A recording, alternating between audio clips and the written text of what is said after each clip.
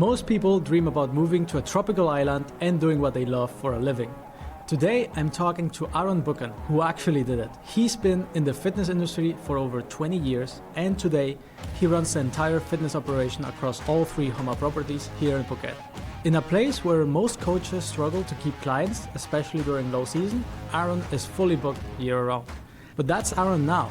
20 years ago, he was somewhere else entirely. The real pain point for me is I had a car accident in 2003. 2004, I admitted to having a drinking problem. So that was a really big eye-opener for me, and it changed my life totally. I probably wouldn't be sitting here today if I was still drinking. From that point, Aaron put everything into fitness. In this episode, we talk about how he made it into a 20-year career, how he decided to move to Phuket, and what he had to do to create his dream job. What stood out to me is the perseverance and self-confidence Aaron had in creating his dream life. That's a key ingredient in building a purposeful career, and in this conversation, we get to see how Aaron developed it. So I left a full-time job in a factory of top money for practically nothing, but it was the best day of my life. I knew I had a lot to give, but I didn't have a platform to give it properly. So that was the biggest problem. How did you create this career, this life? My journey started a long time ago. I'm Alex, and this is Purposeful, the podcast where I sit down with people who have built careers and lives they genuinely love. I wanted to talk to you here because I know you from Homa, Yes. where you're head coach, Yes. and we've been training 2 months. I can clearly see you're good at what you do because I Thank you. already see difference in myself, in Yeah. the strength, the confidence I have in the gym, because you also Sure. explain things very well. Right. So you set me up to be able to train on my own Sure. and not always depend on you, and Sure. that's amazing. Exactly right. That's what a good coach is going to always do. I also see that you enjoy what you Yeah. do. I always see you Yeah. smiling. Yeah. You always go to these competitions where you pay with your own money. So Sure. clearly this is more than a job. That's the type of people I like to interview. How did you create this career, this life? Do you want to give us a quick introduction about you? Wow, yeah. So look, I think for me, my journey started a long time ago, in my 20s. If I take it back to where I think the real pain point for me is I had a car accident in 2003, which any sort of trauma in your life is going to make you hit rock bottom and see where you really want to go in life. So for me, it was a really big reality check. In 2004, I admitted to having a drinking problem. So that was a really big eye-opener for me, and it changed my life totally. I probably wouldn't be sitting here today if I was still drinking. And I thought, what am I going to do with my life after that? I got some conversation from the car accident. I thought, I've got to put this as something that is going to be positive in my life that can help to grow my future and to become a better person. Fitness was always a big passion of mine as a kid growing up, and even in the gyms, training and stuff like that in my 20s. So I decided to go down that path of doing the personal training course. And then it just, I suppose, I spiraled out from there. It was just something that I was truly passionate about that gave me, I think, good energy. And a great day in my life is I was working in a factory. I'll never forget the day I got a job in a gym. So I left a full-time job in a factory of top money. I left it for practically nothing, but it was the best day of my life. Right? It was such a good feeling. I'll never forget the day I got home from work, and it's just one of them moments that you don't ever forget. And that was the start of my career. From then, I was working in a small family business. I stayed there for a couple of years. I went into franchise through Fitness First. I was there for another probably 5 or 6 years. And then I started my own personal training studio. I was there for 7 years. I downsized. I worked with a physio for another 3 or 4 years. And then in that time, I was doing some traveling. I came to Thailand. I think the first time was back in 2017. I first came on a triathlon training camp. I stayed for 2 weeks and just fell in love with the place. It was just absolutely fantastic. I loved it. From that time, I started to learn Thai, and I'm one day I'm going to come and I'm going to live here. But obviously it was a tough challenge as well. I think one of the hardest parts was, I think after COVID, I decided to come here full time, and I wanted to live here. I had online coaching at the moment, which was good, but I seen it sort of start to come down a lot as well in regard to the funding. Online coaching is oversaturated a lot at the moment. So it was getting tough, and I spent 2 years working on that part of the business, but unfortunately, it wasn't successful enough to me to stay in Thailand to live. So at that time, I went back to Australia for 5 months. And once you've spent a certain amount of time in Thailand, it's hard to go back to that lifestyle. So like that was probably the toughest thing for me, I think. Like going back to that lifestyle, I tried to find like work there. I got a couple job offers, which was low income. I think I got offered like $25 an hour or something, which I thought, I'm not gonna work like 40 hours a week like for that. So anyway, I got a rental on like my house in Australia, and they paid up front for 12 months. So I thought, right, that's it. I'm out of here. So I came back to Phuket, and I spent another probably 6 months. I spoke to every gym in Phuket trying to find work, and everyone pretty much said the same thing. You got to get your own work permit. So I bit the bullet. I had a friend at the time that said, look, you can connect to my company, which turned out to be a bit complicated a bit later on, but it was good for the short term. And then from there, I got an introduction to Homa. 2 years later, it's been great. It's been fantastic. So that's obviously the short story. That is very heroic. All the challenges, everything put in front of you. But yeah, as we talked, I think you're accustomed to doing hard things and just going over them. For sure. And triathlon, that's not easy. You have to always push yourself. For sure. So the 2 years I spent online coaching, I was like running out of money.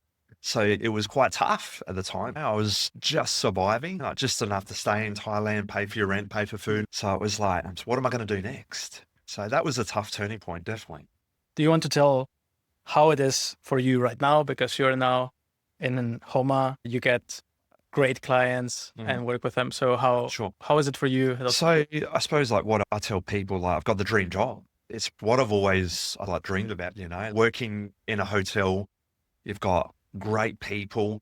When people come to Phuket, they've got these endorphins. Everyone's on a holiday all the time. So it's a bit like different to like reality in your own country, but it suits me absolutely like perfectly. So when I got the introduction to Homa, I got introduced to like one of the actors like from a friend of mine, and it was pretty much all set in concrete like from that day. So it was great to be able to meet someone in those 2 years with online coaching and stuff like that. I knew I had a lot to give, but I didn't have a platform to give it properly. So that was the biggest problem. If you're successful at something, but you haven't got the right platforms or the right people to talk to, then it's quite difficult and it's quite like frustrating. The online coaching, it was quite like frustrating because I couldn't get it out there.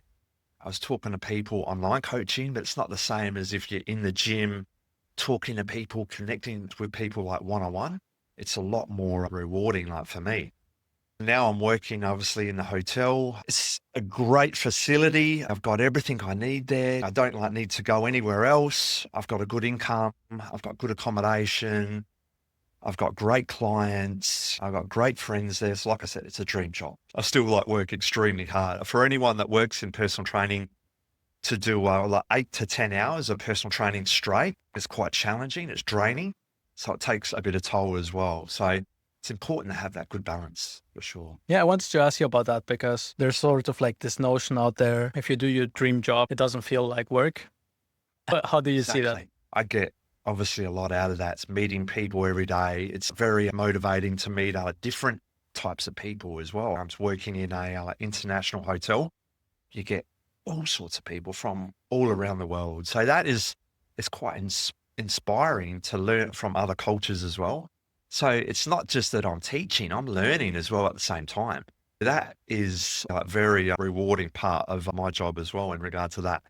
I think that one part that you need to pay attention to when you're thinking about what you want to do in your career is to pay attention to what energizes you or what makes you feel alive. Sure. Do you think that the activities that are part of this job, this career, are things that energize you specifically? Yeah, 100%. I see people that come into the gym and example, I take them through a postural assessment, I take them through movement screening, and I can see that all the tests are failing, right? Sometimes I'm the bearer of bad news to most people, but that gives me a lot of passion to help that person.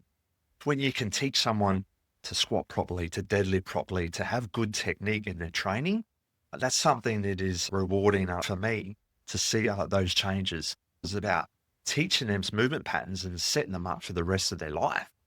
So it's not just 10 sessions, it's something that you're going to teach someone for the rest of their life. That's great. Sure. That's yeah. amazing. Yeah, I can clearly see that two things, how you carry yourself, your posture, how you stand. I know you're doing something right. Like I Sure. need to learn from you. But then also when I trained with you, I learn a lot and you explain me all these things so Yeah. that I know, okay, when I Yeah. go back home, I know why I'm doing it. There's so many careers out there, and I see a lot of personal trainers that aren't like walking, I think, like the talk as well. So you see a lot of personal trainers that aren't training that much. They don't care about posture, or they're eating bad food. So I wouldn't get like any of my clients to do anything I don't do. Right? If you're going to come into a career, you've got to be an expert at that, right? And you've got to be like passionate about that. If you're not, then you probably aren't going to be successful in that field. So I think that's a really important thing. And I try to teach a lot of trainers that in my mentoring as well. End of the day, like your body, that's your business card. I get so many clients when I'm just training in the gym and I just like talk to people. So I suppose that's something that is really important, that people can see that you're good at something and you're passionate about something, right? As you said, right? Yeah. Like whatever he's doing, I want to do that as well. And if you do it with a smile, then Exactly. that leads to the next question. To have the dream job, it's two things. First, knowing what it is, like knowing where's the direction what you want. And then the second is being successful, learning the skills and being good at that. So I would like to ask you both things. That's a great question. Maybe we start with the first one. How did you decide which direction, how this looks for you? You mentioned that you had this experience and you ask yourself, what do you want to do with your life? Sure. Can you tell us a little bit more about your thinking process? So I just want to say like one thing, and this is, I think probably going to be some important information as well. Like for you, when in that 2-year period that I couldn't find like work in Phuket, I dabbled with a few other careers. I work in personal training and a big part of that is sales. So I consider myself pretty strong in regard to that field of sales. So I went into real estate, just property management. And I also went into a sales role, selling online packages for business networking, right? And I can talk to people, I can connect with people. It wasn't the same as personal training. It wasn't the same. I wasn't passionate about it. I was just doing it for money. So that was a really tough thing for me to bite like that bullet and go, it's not for me. So like I said, I wanted to try it. I wanted to experience it. I wanted to be successful because I thought I was good at sales, but I'm not good at sales. I'm good at selling something I'm passionate about. And that's it. That is simply it. Trying to sell something else, like deep down in yourself, right? Like, you know, that you're thinking, oh, why would this guy buy this product of me? But like when I sell personal training, I know that I can help someone. I'm 100% confident that I can change their life. So that is a big difference, I think, in regard to career pathways. I see a lot of people doing jobs they hate. It can be depressing, right? I come from Australia. I see a lot of people working 9-to-5 jobs, hate their job, but they've got a mortgage and a family, loans. It's tough. I think for me, that point in going, I've got to do what I'm passionate about. And that's like fitness. Then let's talk about the second question. This confidence doesn't come out of the blue. Like you built that confidence, you built that skill set and became really good at that. Do you want to share any important milestones that enabled you to become really good at this? When I was going through school, I was never super confident. I wasn't super motivated. I was just an average guy.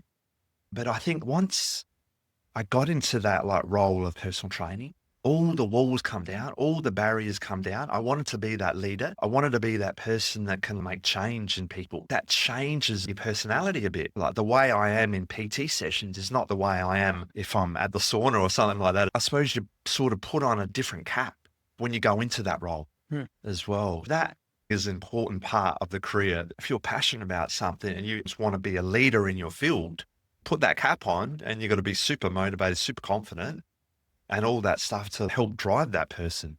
I was just wondering if I'm thinking when someone is at that stage and they know, okay, I want to do this, but I'm not good yet, but I want to become good. I was wondering if there was something that you had done at that stage that sort of led you here, or was there something intentional behind that, or was there a lot of figuring out, maybe some luck involved? Like, how was it, the path? That's a great question. I'm going to put my coaching cap on right now and I'll say, look, you need to create a vision, right? If you want something that bad, anything is possible. If you've got like doubts about it, you probably aren't going to be that successful. But if you can see a vision and you believe in yourself inside, that's going to have the biggest impact in changing people and yourself. If you've got doubts in your career, perhaps that career is not going to be the right pathway. But if you truly believe it and you're passionate about it, and if you can see a vision, then it's going to happen. Everything that I've got to today has been a vision that I've envisioned. Every time, if it's like 1 year, 2 year, 5 year, I've thought it. Your thoughts are such a powerful tool. And if you can see a vision and you start to like believe in it, then it's going to happen. 100%. I believe in that. I think like the biggest problem is people don't believe in themselves enough. They've got so much self-doubt, and that's what is going to stop them from like being successful. I think vision is very important. It's also something that I teach. I say you need to know what you want. And when that's clear, the clearer it is, the better. And when 100%. you know you want it, then you feel that motivation. It's a goal. You want to contribute to that, to achieve that. Exactly. How did you create your vision? I'll never forget this day. I was in the bathroom and I had this rental house, and on the mirror, it had a sticker, and I looked at the sticker every day, and it was a cross. It was blue and silver and red. I always thought about personal training. And when I started my business in Australia, it was called Cross Training Systems. So that cross, it created obviously a vision of what I wanted to do in the future. So it's so weird that happened, but I'm a big visionary person that once you see something on the daily, and if you believe on it, it's going to happen. Okay, but you didn't put that sticker in there. It was already I didn't put it there. No, someone put it there for me. It was the universe and fate. Yeah. You mentioned you had different careers in the past. How did they help you with where you are right now? It's helped me so much to become the person I am today. When I left school at 16, I was working in a metal spinning factory, busting my ass, 8 to 10 hours a day. The boss was an absolute ass. That taught me a lot of resilience. And then I worked in a car component company. So we used to make all the weather strips for Holdens and Fords and Toyotas. And that gave me some great leadership skills as well. I did a lot of leadership training through that company. You've got a lot of protocol that you have to follow. And I think all that type of stuff, putting it in to personal trainings, working for a company now, obviously in the hotel that hadn't had a lot of systems all set up. It gave me the experience to be able to put them personal training tools and gym stuff into those types of procedures as well. So that's sort of ingrained that all big companies that are strong and powerful need to have good procedures, terms and conditions, guidelines and all that sort of stuff. So that's helped me a lot in regards to that for sure. Well, that also matches my experience. Even if you're right now not doing something that you like, you're not happy with your job, you're learning something, and that will always bring something of that into your next career. Yeah, and that helps you where you are. Yeah, for sure. Even though these jobs, I hated it, I still learned a lot. I suppose it helps you, take you to the next step. Can I ask you about that period where you were not in fitness yet? Was it very clear since then that you wanted to go into fitness, and it was more the challenge of how to get in there? Or were there multiple things and you were not sure? Look, working for the car component company, it's good money. It's not always about passion, but it's for money, right? We need to survive. We got rent to pay, loans to pay, food. A lot of people get stuck there. So I was probably stuck there when I had that car accident in 2003. It gave me some compensation money to go, right, I've got to break free of this. I got that opportunity to have some additional funds that I could do the personal training course. But in regard to when I hated that job, I still was in the gym every day. I was cycling. I was doing all that type of fitness stuff as well. A friend called it the golden handcuffs, where you're getting paid, it's comfortable, and you stay there. But you already were in fitness. Was there any doubt in if you wanted to make that your career, or was the doubt more on how to get there? I think it was, how am I going to get there? How am I going to do the course? Back then, the course was actually quite cheap. It was about 3,000 Australian dollars. So it was quite cheap back then compared to now. So I never had that additional type of funding to do that. So let's just say I was lucky enough to get that compensation money from a car accident to be able to put that into that career. But you knew how you had to invest it. I was like 23, 24. I want to do something for my future. I don't want to be stuck in this sort of like factory work for the rest of my life. For me, it was a no-brainer. I've got to do this. I think a big part of how much you enjoy your work is also how aligned it is to the lifestyle that you want to have. And now you're living in Phuket and you learn Thai. So that's not something that just happens, something you chose with intention. How was it for you to live here and work here compared to living somewhere else and doing maybe the same work? I try to compare it to like when I had my own gym, like back in Australia. I had a PT studio. I had about 7 personal trainers working out for me. So we had a great business compared to now. Obviously, I'm in Phuket. I meet some great people. I've got some great clients. We're on an island, man, so it's paradise, right? I think the two lifestyles are so different. I work hard, but there's so much other stuff I can do outside of work. We can go like cycling and see some beautiful views around Phuket. We can go out to some of the best restaurants in Thailand. So compared to Australia, in regards to that, like with the PT business, I was so like restricted there. It wasn't allowing me to live the lifestyle that I really wanted. I work like 5 days a week flat out, right? I do pretty close to like 40 plus hours a week in 5 days. And I still like work a bit on the weekend as well. But compared to like back then, there was nothing to do exciting, right? The people that I was training was, I wouldn't say boring, but I wasn't learning a lot from these type of people. Working in the hotel like now, all different types of cultures, people that are on a holiday, all the endorphins are high. It's like Disneyland almost, practically. Seriously, it's like Disneyland working here. It's amazing. When people come into fitness and they're on a holiday, it's even more intense. So people have more passion to train as well. So it's a lot more motivating for me when I get people that are super motivated to train. And at the end of the day, like they're like willing to do anything to make change. When was the moment you knew, I want to live here, and you made that part of your vision? That's a great question. I came here back in 2017. I came here, I trained at one of the triathlon training centers, a place called like Tanyapura. I stayed here for 2 weeks and I was like, it's one day I'm going to live here. Yeah, I knew it. It was like the first time I came here, I knew that one day I'm going to live here. And that's when I practically started to learn Thai. You go on like YouTube and you try to learn all the language and the tones. And then after COVID, it's like, it's time. It's time I come here and stay here permanently. I think you need to know sort of what's the lifestyle that you want to have. And it's very personal, right? It's not, Phuket is not for everyone. Definitely not. The point is more like, what is it that you want? What is it that you resonate with? What was it for you when you were here? What did you feel? What did you see that you knew immediately you wanted to stay here? When I first started coming here, I get those endorphins that I suppose everyone has because it's a holiday. It feels good. It's a different environment. But look, like that does change a bit when you live here like full time. So it starts to become a bit more reality.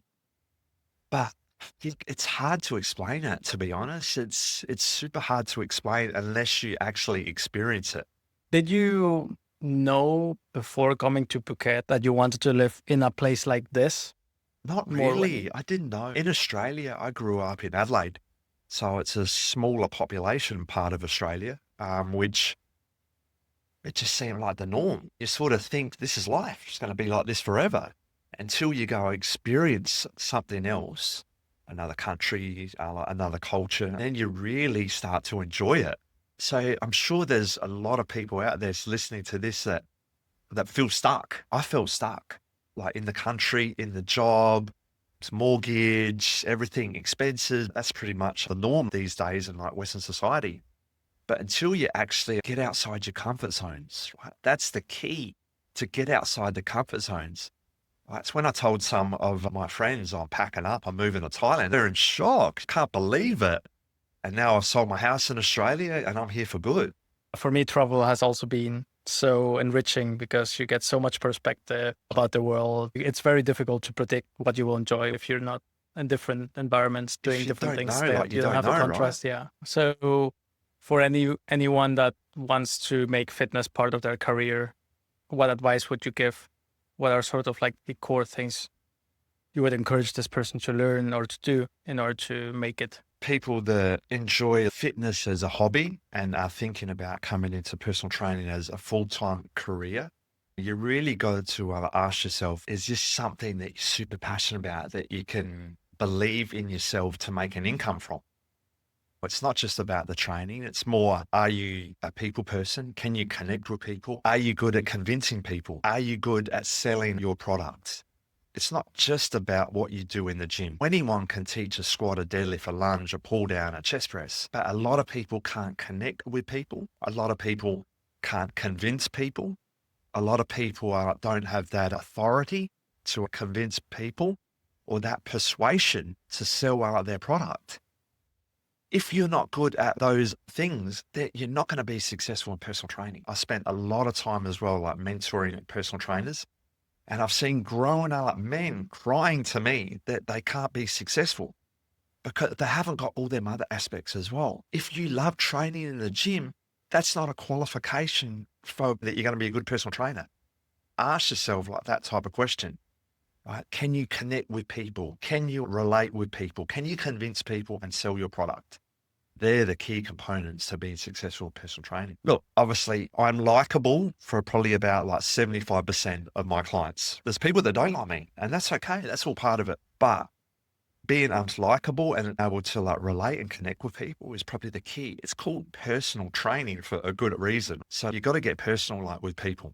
Was there any key milestones that unlocked more success or more clients for you? Maybe a certification, maybe a given skill, or was it always like progressing little by little? I was super lucky to work in some really great gyms and have some really great mentors, to do some really great advanced courses. When I first come into the fitness industry, I said I left my full-time job for a small paying gym shift, but that gym, they taught me a lot about all the sales in regard to fitness, and they drilled it into me super hard. And I sort of took that and I excelled with that. And I've like used that for my whole 20-year career. I think like passion and just having that experience in regard to like be able to sell your product. So I was quite lucky to come into that and have those like mentors to teach me them sales skills in the beginning as well. I think definitely the mentorship is a big part, right? Like being able to learn, getting feedback from someone more experienced. So when you do a 6-week course in Australia, they teach you the bare like minimum, man. It's nothing. It takes at least 5 years to become a good personal trainer. What all these like 6-week courses are teaching is like motivation and confidence and all that type of stuff. So all these students are coming out into the world thinking that they know everything, but really they know like nothing. Yeah, that's the reality of it. And they're training all these clients and they're hurting all these people. It's about education after that. I've been 2 decades in fitness. I'm still learning. So there's still a lot to learn in regard to movement and the human body. There's so much to learn. I have this hypothesis that the things that energize you, make you feel alive, are also the things that you're good at and are strengths of yours. Is that something that you see? Do you think that's also part of why you're so successful at what you do? Because that's also strengths or talents of yours? If you are making a difference to someone's life, that's like good energy. That's got to come back to you and be so positive and make you feel good about yourself. It keeps that drive going as well. 2 decades in fitness, most people will only last like 1 year. Okay, some people last up to 5 years, but there's a small percentage that actually make it to 2 decades in the fitness industry because end of the day, like they're successful at what they do. So if you're not successful, you aren't going to continue. So if you're successful at what you do, it's going to keep you driving. It's going to give you that good energy to keep going for sure. So what about people that want to come to Thailand and work and live here? I get people that come here for a holiday and there's living the dream for 2 weeks, right? They get to go to training, they get to go to the saunas, they get great restaurant, they see the beach life, the party life, all that sort of stuff. And they go, I want to live here. And they go, well, how do I work here? I'm going to work here. I'm going to start a business. I'm going to do that. It's not that easy. It's actually quite challenging. I'm saying that because I was one of those people that first came here. But look, a lot of people don't want foreigners to just come straight in and work here. So the locals, right? Like you're taking up a lot of local jobs, even though obviously I'm not Thai, but still someone to walk in and go, I'm going to start a PT. I'm going to start a PT like business or a gym. I sort of cringe a bit because it's not that easy, right? Like you need to be part of the community. I think like one of the big thing to be successful is to build a community. If you haven't got a community, people don't like know you. So it took a long time to start to build that like community and to become a well-known professional in obviously on fitness. So for someone that just wanted to step in, it's almost impossible unless you've got a lot of money that you can put into business, but you've still got to have connections. Connections are so important. I was lucky enough to get an introduction to the directors at Homer to be able to spend 12 months to prove myself that I could be successful. Yeah, that definitely is always a big part of your career. It's first you need to have the skills. If you wouldn't have the skills, no connection would help you. Exactly. Then need to prove that you have those skills. So you have Exactly. all the certificates, you have all those things and all the past experience. And of course, your body yourself, like it's clearly visible, you are fit. And then, yes, the network, the people that you know, that also unlocks a big part. I think like that's a huge part. If you're a local here, everyone knows you. So it's important to make sure that you can start to be part of that community, especially in fitness. There's probably about like 4 or 5 local gyms that all the people in fitness know each other. Right. And I think as well, it's super important that the fitness communities work together. People get bored. People need changes all the time. So I think changing from one gym to the next is quite positive. It gives people a better experience. Some people might not like coming into our gym. So it's good to experience and find something that suits that individual person. I think it's super important. If you could give your 20-year-old self an advice, one piece of advice that would help him get quicker to where you are right now, what would you tell him? I think to cut out everything in 28 years, the key would be to get educated, to find a good platform, to find something that you can get the word out like quickly. I had my PT studio in Australia, like which was quite successful, but it became a one-man show. So I had to work pretty much 24/7. In the end, I got so burnt out, I got sick of it. It was so hard. So if you can connect with someone or a platform, a company that can help you grow, I think like that would be the key. I think support like networks. I tried to do everything like by myself. It's impossible. And you get to a point like where you can only grow so far. Yeah, I mean, right now where you are at Homa, there are the posters and they're very well done and all your certificates are there and a short story about you. I'm now 3 months here. I want to get really fit. I want to be strong. I want to go out feeling much better, improve myself. And so, yeah, let's talk to you. And then, of course, you do your part, but you are on this platform where it's so easy for people to find you. I think like with my business as well that I had in Australia, I was the coach. I was like the mentor. I was like the marketing. I was the finance. I was everything. I was a toilet cleaner, I was everything, and that really makes it quite challenging. You even, no matter how much you enjoy it, if you're constantly working all the time, you're going to burn yourself out and you're going to start hating it. End of the day, like you hate your job, right? Yeah. It's gone from your passion, but you're doing all these other things that you dislike. Yeah. Right. For me, I love coaching. I love talking to people. I love networking. I love seeing people change. But if you're doing all that other stuff, it just adds another stress. Yeah, absolutely. So, Where can people find you learn from you, what you do, your services? Homer, you can go to the Homer website, or you can contact me through Facebook. You can check out like my name, that's Aaron Buchan, or you can check out like my website as well, aaronbuchan.com. Amazing. Thanks, man.